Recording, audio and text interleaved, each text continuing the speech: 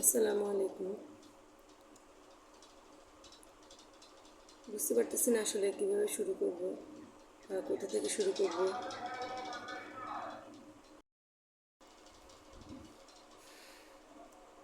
তো গল্পটা শুরু 2019-এর শেষের থেকে। আমরা ধরবো যে 2020। তো তখন ছিল করোনার বছর। তো করোনা আসছে, যে এটা একটা ভাইরাস আসছে, এটা একটা জীবাণু আসছে আমাদের দেশে। কিন্তু এই এক জীবাণু আমাদের সারা মানুষের, দেশ দশের সবাই অনেক ক্ষতি করছে। তো এই করোনা ভাইরাসে আক্রান্ত হওয়াতে অনেক মানুষ মারা গেছে। তখন স্কুল, কলেজ, মাদ্রাসা, বাজার সব কিছুই বন্ধ করে দেওয়া হয়েছিল। তো এর কিছুদিন পর থেকে আস্তে আস্তে বাজার চালু করা হয়েছে, মসজিদেও মানুষ যাচ্ছিল। তবে হ্যাঁ, একটা জিনিস মজার ছিল যে মানুষ তখন অফিসে যাইতো, বাজারে যাইতো, কিন্তু স্কুল এবং মাদ্রাসা, আপনারা ভালোভাবে নোটিশ করেন কথাটা, যে বাজার এবং অফিস আদালত চালু হয়েছে। হ্যাঁ, কিছুদিন অফিসগুলো মানুষে ঘরে বসেই করতো, অনলাইনের মাধ্যমে করতো, কম্পিউটারের মাধ্যমে করতো। কিন্তু যেমন বাজারঘাটও মানুষ অনলাইনে বাসায় বসে করতো। কিন্তু এরপর ধীরে ধীরে কিন্তু বাজার ওপেন করা হয়েছে, এবং আপনার অফিস আদালতগুলোও কি ওপেন করা হয়েছে। হ্যাঁ, নির্দিষ্ট একটা সুরক্ষা বেরি তৈরি করা হয়েছিল। তখন মানুষ হ্যান্ড ব্যবহার করতো, স্যানিটাইজার ব্যবহার করতো, মাস্ক ব্যবহার করতো, হ্যান্ড গ্লাভস ব্যবহার করতো। এবং বাহির থেকে আসার পর মানুষ তাদের শরীর পরিষ্কার করে ফেলতো, কাপড় চোপড় পরিষ্কার করে ফেলতো, গরম পানি দিয়ে ধৌত করতো। এবং এর পরবর্তীতে করোনার ভ্যাকসিনও নেওয়া হয়েছে। তো আমরা এখানে দেখলাম যে আমরা রোগের বিরুদ্ধে বা একটা ভাইরাসের বিরুদ্ধে কী করতেছি, আমরা সচেতনতা বৃদ্ধি করতেছি। তো সেখানে দ্বিতীয় পর্যায়ে শুরু হলো আমাদের শিক্ষা ব্যবস্থা এবং আমাদের ধর্মীয় দিকগুলো। যেমন মসজিদে যাওয়া হবে না। আপনারা এটা নোটিস করেন যে মসজিদ, তাহলে যেখানে মানুষ অফিসে যেতে পারতেছে, বাজারে যেতে পারতেছে, সেখানে মসজিদে কেন যেতে পারবে না? সবচেয়ে ভিড় কোথায় হয়? বাজারে। ভাইরাস বাজারেই বেশি ছড়াতে পারে, অফিসে ছড়াতে পারে, কিন্তু সেগুলো ওপেন করে দেওয়া হলো।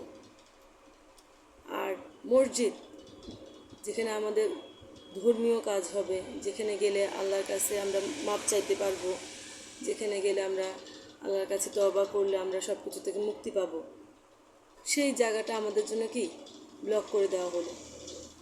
তাহলে দেখেন আমাদের মেরুদণ্ডটা কীভাবে ভেঙে দেওয়া হচ্ছে। আর শিক্ষা জাতির মেরুদণ্ড, তো আমাদের সেই শিক্ষাটাকে কীভাবে ধ্বংস করা হলো।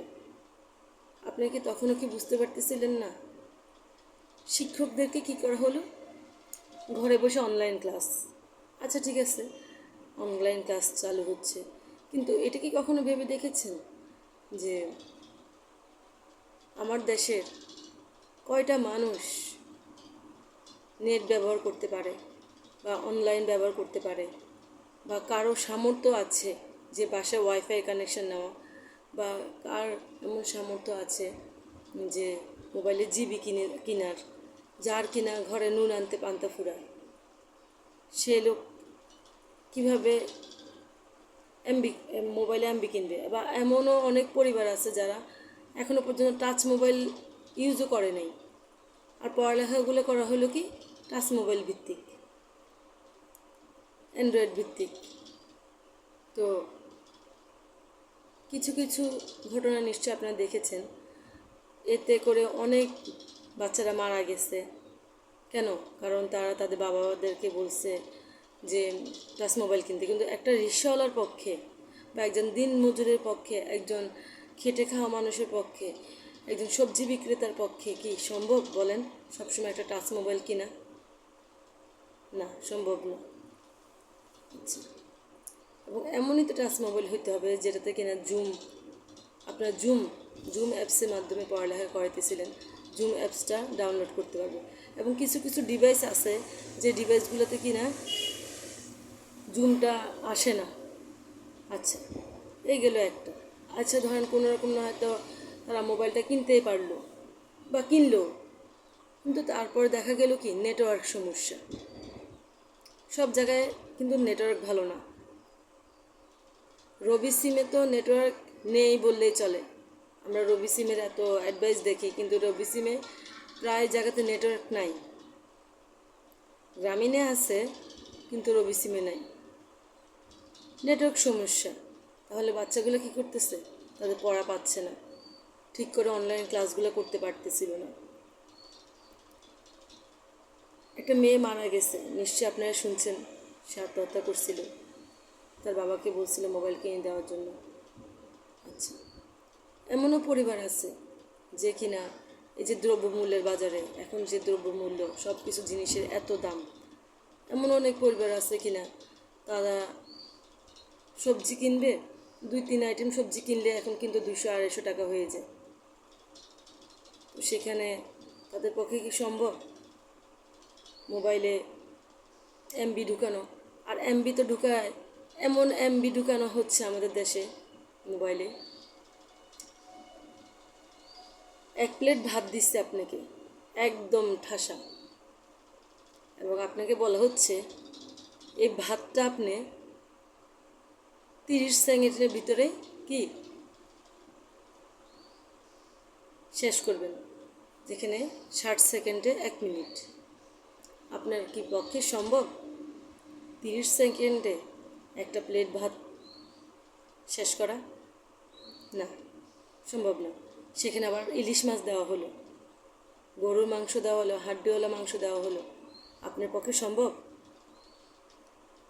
সম্ভব না এটা শেষ করা। তাহলে এই জিনিসটা কি অপচয় হলো।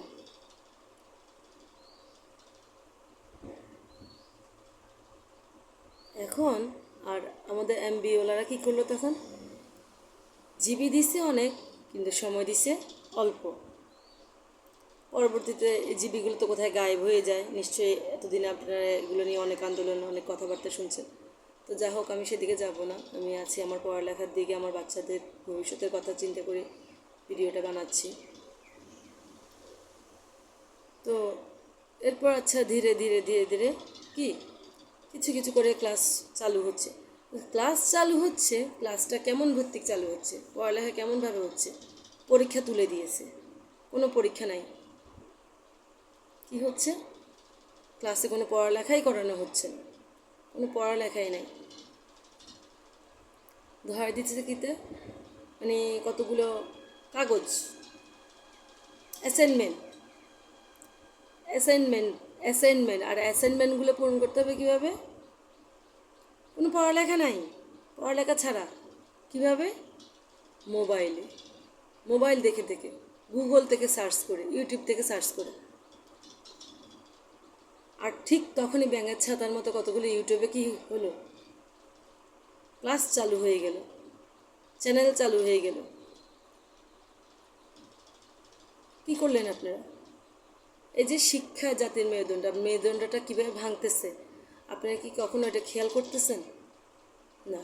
একটা বিল্ডিংয়ে যখন বিল্ডিংটা করা হয়, বিল্ডিংয়ের নিচে থেকে ফাউন্ডেশনটা যদি ঠিকমতো না ওঠে, তাহলে আপনার বিল্ডিংটা কি বেশি দিন টিকবে? টিকবে না। ঠিক তেমনি একটা জাতিকে দাঁড় করাতে হলে তার সেই জাতির যে ছাত্রছাত্রীগুলো আছে, যে মেধাগুলো আছে, সেই মেধাগুলার ভিতগুলো সঠিকভাবে তৈরি করতে হবে। এই কাজটা করতে যাই, অ্যাসাইনমেন্টের কাজটা করতে যাই, অনলাইনে অনেক বাচ্চারা কি করছে, ছেলেমেয়েরা প্রেম করতেছে, ভালোবাসা করতেছে। এর পরে কি হলো ঘটনা? কি হলো? আমাদের বাচ্চারা ফাঁসি দিল কেন? কেন? বাচ্চাদের হাতে মোবাইল দিতেছেন, বাচ্চারা কি আসলে পড়ালেখা করতেছে নাকি আদৌ সে পড়তেছে, অ্যাসাইনমেন্ট লিখতেছে, নাকি আদৌ সে কোনো ছেলেদের সাথে বা মেয়েদের সাথে গল্প গুজব করতেছে, প্রেমালাপ করতেছে, বা খারাপ ভিডিও দেখতেছে। এবং এতে করে পাবজি খেলা, যে পাবজি খেলা, ফ্রি ফায়ার, অনেক ধ্বংস করছে। চোর বেড়ে গেছে, সন্ত্রাসী বেড়ে গেছে, খুন রাহাজানি সব বেড়ে গেছে। ব্লু ওয়েল গেমসের কথা নিশ্চয়ই আপনাদের মনে আছে, অবশ্যই মনে থাকবে। সে মরণঘাতী গেমস, তাহলে সেটা আমরা কি করলাম? জেনে বুঝে আমাদের বাচ্চাদের হাতে একটা মরণাস্ত্র তুলে দিলাম। একটা মা কতক্ষণ তার সংসার সামলাবে, নাকি সে খেয়াল রাখবে যে তার বাচ্চাটা, সে বাচ্চারা তো চালাকি বা চোরামি শিখেই গেছে। বাপ মারা যায় সামনে, তারা ফট করে তাদের পড়ালেখার ডিভাইসে মানে সাইডে চলে যায়। কিন্তু যখন বাপ মা সরে যায়, তখন তারা একটা উসুলা খুঁজে, শুধুই তাদের নেশা হয়ে গেছে মোবাইলের প্রতি। কত বাচ্চা মারা গেছে, কে নিবে এই দায়ভার? এরপর শুরু করলেন আপনি অটো পাস। কেউ কখনো শুনছে এগুলা? অটো পাস কেন? আপনার স্কুলগুলো খুলতে আপনাদের সমস্যা কোথায় ছিল? ক্লাসগুলো করাইতে সমস্যা কোথায় ছিল?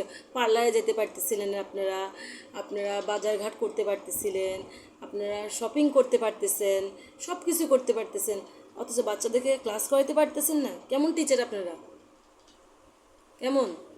কেমন সরকার আপনি? সত্য কথা বললে তো আপনি গায়েব করে দিতেছেন সবাইকে। আপনি সংসদে বসে আমাদেরকে কি শেখাচ্ছেন? রান্না বান্না শেখাচ্ছেন। আপনি নামবেন, নেমে বলবেন যে দ্রব্যমূল্য কি স্থিতি হ্রাস করতে। আপনি বলতেছেন, আমাদেরকে শিখাইতেছেন রান্না করতে হবে কীভাবে, কাঁঠাল দিয়ে মাংসের বিকল্পে কাঁঠাল। তো যেই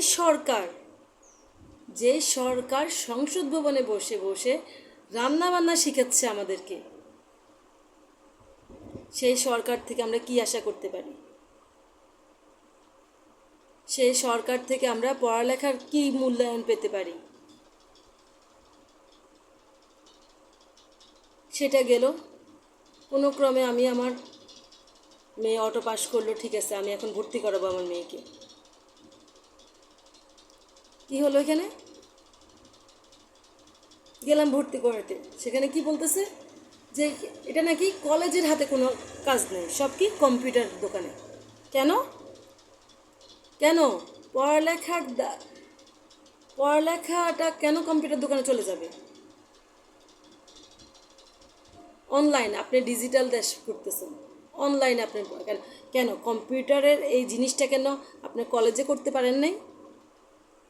আপনার কলেজে কম্পিউটার নাই? এই যে দেশে 64টা জেলার এতগুলো শিক্ষা প্রতিষ্ঠান, এগুলোতে কি কম্পিউটার নাই? তাহলে কেন কম্পিউটার অফিসে আলাদা বাজারে কম্পিউটার অফিসে আমরা যেতে হবে? গেলাম, সেখানেও তো কম হারায়নি না। সেখান থেকে তারা আমাদেরকে জ্ঞান দিচ্ছে, সেই কম্পিউটার দোকানের ছেলেরা আমাদেরকে জ্ঞান দিতেছে। আমরা তাদের কাছে যাই হাতের পুতুল হয়ে গেছি। কেন?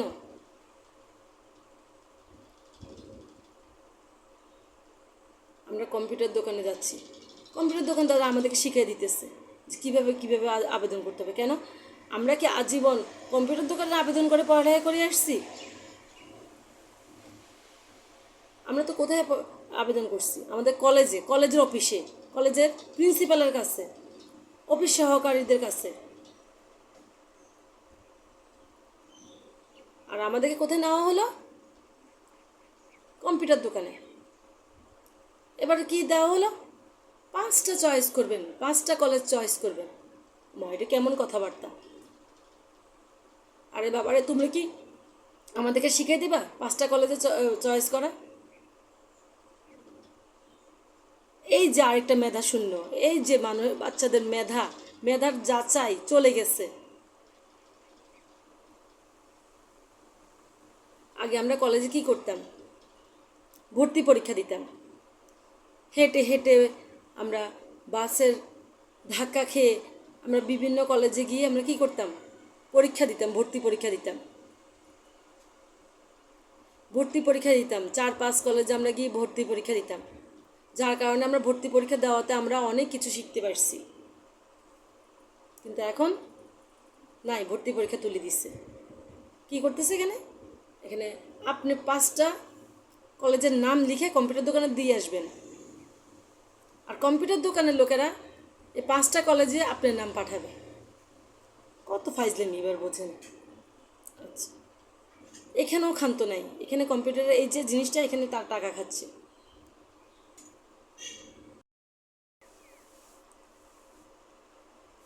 তারপর সব প্রসেসিংয়ের পরে বলা হলো যে আপনার মোবাইল নাম্বার দিয়ে যাবেন, মোবাইলে আপনার যে কলেজে আপনার মেয়ে টিকবে সেই কলেজ থেকে আপনার মোবাইলে কি মেসেজ যাবে। আচ্ছা, তো আমার মোবাইলে মেসেজ আসলো যে আমার মেয়ে নাঙ্গলকোট মহিলা কলেজে টিকছে। এবং তখন আমাকে বলা হলো যে আপনি দ্রুত গিয়ে কম্পিউটার দোকানে গিয়ে আপনি এটা নিশ্চিতকরণ করে ফেলেন, আপনি কি নিশ্চিতকরণ করে ফেলেন, তাহলে আর কোনো সমস্যা হবে না, নয়তো এটা অটো মাইগ্রেশনে আপনার মেয়ের নাম অন্য কোথাও চলে যাবে। আপনারা কখনো শুনেছেন অটো মাইগ্রেশন কী জিনিস?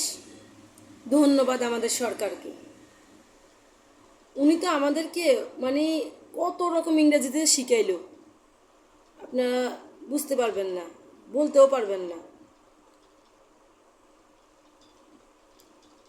তো একের পর এক ইংরেজি আপনারা শিখতেছেন। Auto migration. আচ্ছা, তো দ্রুত গেলাম, 200 টাকা দিয়ে আমি আমার মেয়ের নিশ্চিতকরণ করে আসলাম। কিন্তু কম্পিউটার দোকানে ওই লোক আমার অটো মাইগ্রেশন যে সুইচটা আছে, কি একটা নাকি ফাংশন আছে, সেটা বন্ধ করে নাই, সেটা নাকি বন্ধ করে না বা করে নাই। আচ্ছা, একটা কথা বলি, যে এই জিনিসগুলো কি আপনারা কখনো আদৌ কোনো গার্জিয়ানদেরকে কল করে স্কুলে জানিয়ে দিয়েছিলেন বা ছাত্রছাত্রীদেরকে বলে দিয়েছিলেন, শিখিয়েছিলেন? শিখাননি। তাদেরকে কি বলা হয়েছিল কখনো যে তোমরা কলেজে যখন যাবে তোমাদের আবেদন করতে হবে কম্পিউটার দোকানে, তোমাদের সেখানে তোমাদের বাবা মার তোমাদের জন্ম নিবন্ধনের সার্টিফিকেট জমা দিতে হবে, আবার সেখানে জন্ম নিবন্ধন একটা হলে হবে না, সেখানে তবে বাংলা এবং ইংরেজি। আচ্ছা, সেটা আমি পরে না হয় বললাম, জন্ম নিবন্ধনের কাহিনীটা পরে না হয় বললাম। তো বাংলা ইংরাজি এগুলো দিতে হবে জমা, এগুলো কি শিখেছেন? শিখাই দেন না আপনারা। আবার এটাও তো শিখাই দেন নাই যে অটো মাইগ্রেশন হবে। বাচ্চারা অটো মাইগ্রেশন জানে না, গার্জিয়ানরা অটো মাইগ্রেশন জানে না, তাহলে আমি গেলাম নির্ধারিত দিনে আমার মেয়েকে ভর্তি করাতে গেছি নাঙ্গলকোট মহিলা কলেজে। সেখানে গিয়ে কি দেখলাম কি আমার মেয়ের নাম সেখানে নাই। কেন? যেখানে আমার মেয়ের নিশ্চিতকরণ করা হলো, আমি সেখানে তাদেরকে দেখালাম যে নিশ্চিতকরণের কাগজটা আমি নিয়ে গেলাম, দেখালাম, অথচ আমার মেয়ের নাম সেখানে নেই। আমার মেয়ের নাম কোথায়? মনোহরগঞ্জ ডিগ্রি কলেজে। কেন সেখানে যাবে আমার মেয়ের নাম? যেখানে আমার মেয়ে টিকে গেছে, নিশ্চিতকরণ করা হলো, এবং আমাকে কলেজ থেকে, মহিলা কলেজ থেকে প্রিন্সিপাল এবং কয়েকজন মিলে নাম খুঁজলো, প্রায় 1 ঘন্টা পর্যন্ত নাম খুঁজলো, লিস্টের মধ্যে নাম নেই। এবং সেখান থেকে আমাকে বলে দেওয়া হলো কি, সেখানে প্রিন্সিপাল, আরও মজার বিষয়, প্রিন্সিপাল আমাকে বলতেছে যে এখানে যেহেতু আপনি মেয়ের নামটা পাচ্ছেন, আমাকে কেন পাবেন না? আপনারা তো ফোন করে জানালেন, মেসেজ পাঠালেন যে আমার মেয়ে টিকছে, তাহলে আমার মেয়ের নাম কেন পাবেন না? তখন উনি বলতেছে কি, আপনারা নিশ্চয় অটো মাইগ্রেশনের ইয়াটা কম্পিউটার দোকানে বলে দেন বন্ধ করতে।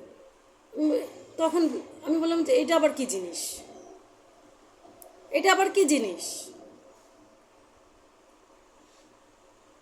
আপনারাই তো বলছেন যে নিশ্চিতকরণ করলে আর অটো মাইগ্রেশন হবে না বা কিছু একটা হবে না, নাম অন্যদিকে যাবে না। তাহলে যেখানে আমার মেয়ে নিশ্চিতকরণ করলাম সেখানে কেন নামটা অন্যদিকে গেল? এটা তো নাকি ওনাদের কোনো হাত নেই, ওনারা বলতে পারে না, সব দেখে কম্পিউটার। এখন আবার বলতেছে আমাকে আবার কম্পিউটার দোকানে যেতে। আমি নাঙ্গল কোটের মতো একটা অচেনা জায়গায়, সেখানে আমি কম্পিউটার দোকান খুঁজতে খুঁজতে খুঁজতে হয়রান হয়ে গেলাম আমার মেয়ে সব।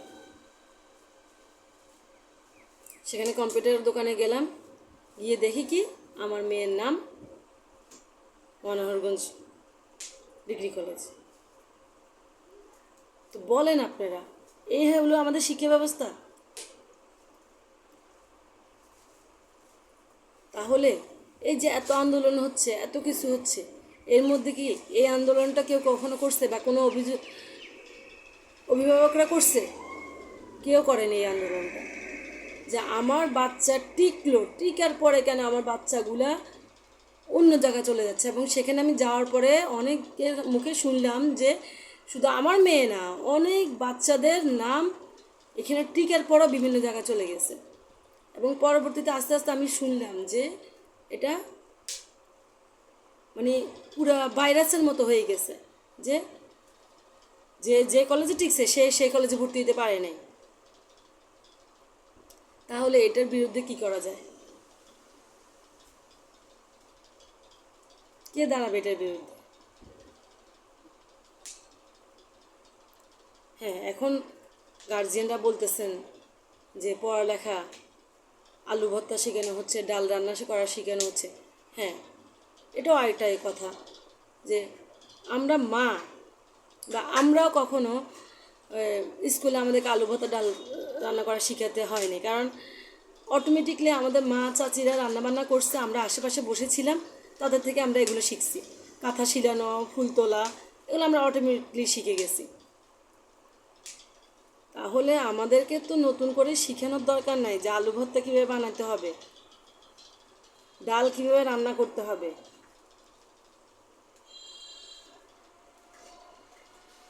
তাহলে আমরা কি আলু ভর্তা, ডাল, নুডলস রান্না করা? আমার 5 বছরের মেয়েটাও সে নিজে নিজেই নুডলস রান্না করতে পারে, কারণ সে দেখে তার মা কীভাবে রান্না করে। কালকে আমার মেয়ে নিজে আমাকে কফি বানিয়ে খাওয়াইছে, সে আমার 5 বছরের মেয়েটা। কেন? সে দেখছে আমি কীভাবে তার জন্য কফি বানাইছি। তাহলে আপনারা এটা কি কি ফাইজলামি পাইছেন দেশ নিয়ে? আর আপনারা যে ভারতের কথায় উঠতেছেন বসতেছেন, আপনারা কি গিয়ে দেখছেন ভারতে এখনও এমনও প্রদেশ আছে যেখানে কিনা ভ্রূণ হত্যা করা হচ্ছে? যখন গর্ভে জানতে পারে যে মেয়ে হবে, সে মেয়েদেরকে মেরে ফেলা হচ্ছে পেটের ভিতরে। এমনও দেশ আছে যেখানে কিনা নারীদেরকে নিয়ে ব্যবসা করা হচ্ছে, নারীদের কোনো স্বাধীনতা নেই। আপনি তামিলনাড়ু বা বিভিন্ন প্রদেশে গিয়ে দেখেন, আপনি যে ভারতের কথায় উঠতেছেন বসতেছেন, সে ভারতে এখনও পর্যন্ত মুসলমানদের উপরে নির্যাতন করা হচ্ছে। সেখানে মুসলমানদের মসজিদগুলো পুড়িয়ে দেওয়া হচ্ছে, সেখানে তাদের কোরআন শরীফ পুড়িয়ে দেওয়া হচ্ছে, তাদেরকে রোজা রাখতে দেওয়া হচ্ছে না, তাদের উপরে বিভিন্নভাবে নির্যাতন করা হচ্ছে, মেয়েদেরকে পর্দা করতে দেওয়া হচ্ছে না। আপনি সেই ভারতের কথায় উঠতেছেন বসতেছেন, সেই ভারতের হাতে আপনি দেশ তুলে দিতেছেন। কে দিছে আপনাকে এত বড় অধিকার? দেশ কি আপনার বাপের? যখন যখন দেশ স্বাধীন হয়েছে, আপনার বাপ কি পথে নামছিল? একটা বন্দুক নিছিল? নেয় নেই, কিছুই করে নাই আপনার বাপে। আপনি কোথায় ছিলেন? আপনি দেশে ছিলেন? দেশে ছিলেন না। আপনি কোথায় ছিলেন? আপনি আপনি ছিলেন লন্ডনে, দূর প্রবাসে। আর আপনি সেখান থেকে এসে এখন আপনার বাবার দেশ, আপনার দেশ, আর আমরা সবাই কোথায়? জলে ভাসিয়ে এসছি।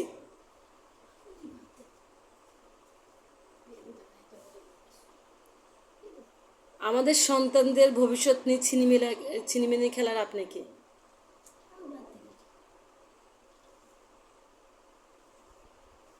আপনাকে কে দিছে এই অধিকার?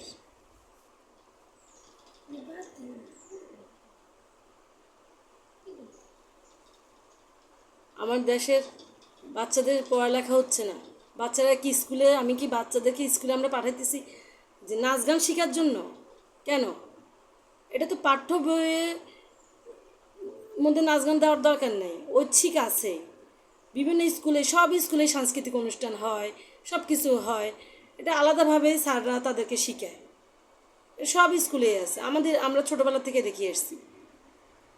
এই জন্য এটাকে তো বইয়ের মধ্যে ঢুকানোর দরকার নেই। আর মেয়েদের শারীরিক পরিবর্তন হবে, এটা তারা তাদের মা থেকেই জানতে পারে, দাদির থেকে জানতে পারে, একটা ছেলেও তার বাপের থেকে জানতে পারে। এটা এভাবে মানে তুলে ধরার দরকার নাই তো। একই ক্লাসে বসে ছেলে মেয়েরা এগুলো শিখতেছে, কত লজ্জাজনক জিনিস। ছেলেরা যেখানে মেয়েদেরকে সম্মান করবে, বোনের চোখে দেখবে, সেখানে ছেলেরা কি দেখতেছে, কিসের চোখে দেখতেছে মেয়েদেরকে? আর মেয়েরা বা ছেলেদেরকে কিসের চোখে দেখতেছে?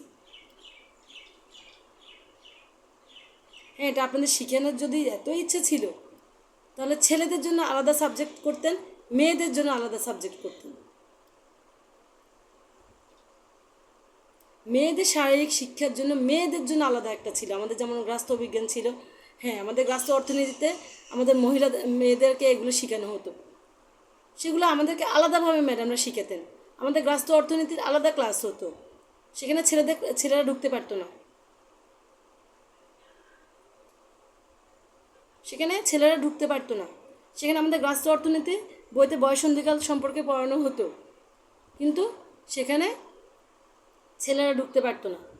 যখন আমাদের ক্লাসটা শুরু হতো তখন আমরা অন্য জায়গায়, অন্য রুমে গিয়ে ক্লাস করতাম, ম্যাডামরা আমাদেরকে অন্য রুমে নিয়ে ক্লাস করাতেন। আর ছেলেদের জন্য ছিল কি অন্য সাবজেক্ট।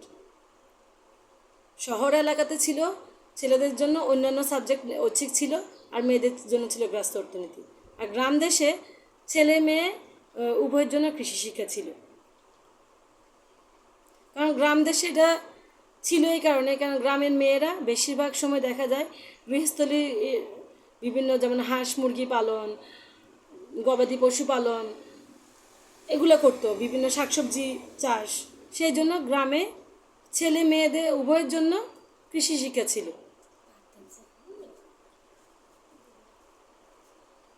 তাহলে এটা কি করতেছেন আপনি? আর আমি কি বলবো বলেন, ভাষায় পাইতেছি না। যেখানে আমাদের দেশনেত্রী বসে বসে আমাদেরকে সংসদ ভবনকে রান্নাঘর বানাই ফেলছে, কিচেন বানাই ফেলছে,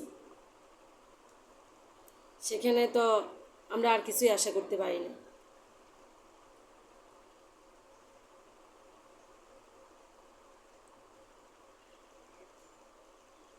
তো সবাই একটু সচেতন হন। আমাদের বাচ্চাগুলোকে নিয়ে ছিনিমিনি খেলার অধিকার ওনার নেই। ওনার বাচ্চারা তো ঠিকই এসিতে ঘুরতেছে, এসির হাওয়া খাইতেছে, বিদেশে পড়ালেখা করতেছে। তাহলে কে দিছে ওনাদেরকে এই অধিকার যে আমাদের বাচ্চাদেরকে নিয়ে ছিনিমিনি খেলতেছে উনি?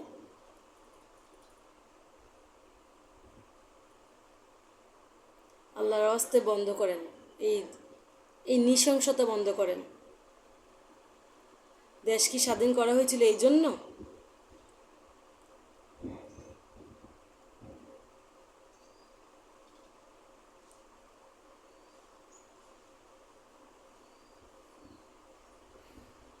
আর কি বলবো বলেন? হ্যাঁ, আমি জানি আমি এই কথাগুলো বলাতে হয়তো আমার উপরে হামলাও হতে পারে, তো আমার এটাতে কোনো ভয় নেই। আমার ক্ষতি হতে পারে, আমার তাতেও কোনো ভয় নেই।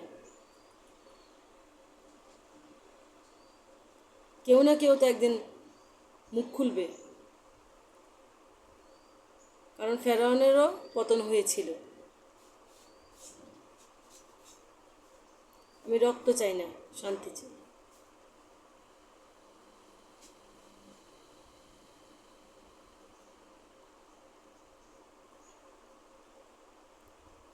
আবার মুখ ফুটে বলতে চাই, আমার সোনার বাংলা, আমি তোমায় ভালোবাসি। জন্ম দিয়েছো মাগো, তোমায় ভালোবাসি।